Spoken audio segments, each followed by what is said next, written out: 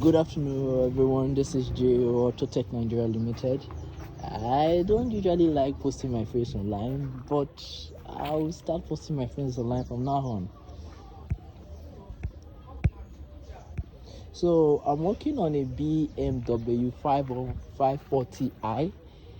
The car was misfiring seriously. I loosed the nozzles away and serviced them. Did like manual means servicing with carb spray. I changed the plugs and they were still misfiring.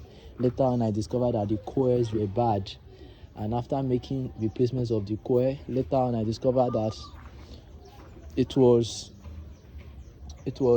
a plug that was soaked in with engine oil because one of the coil wasn't working properly.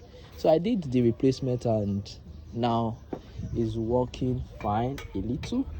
The PCV valve we are suspecting is having problem because the car is smoking and the compression test has been run on the car. The compression value was the lowest was a 155 pounds per square inch, and the minimum for the manufacturer for this model of engine is 130 pounds per square inch. Yeah, I'm walking right to the car and I'm going to crank the car and you will see we are just making a rebuildment of the car. The car was packed down for a very long time. Most of the passes we are using are salvage pass, but I requested for OEM part from BMW because we needed it to confirm some of the salvage parts that were getting bad. Car engine, the working system have changed like more than before. It's idle roughly. In fact, the owner is even really happy that it's even working like this. She's really happy. So the only thing is we are going to change the PCV valve, but we are confirming if the PCV valve, if this was the right PCV valve installed in the car. If this was the right PCV valve hose installed in the car, that's this hose installed in the car.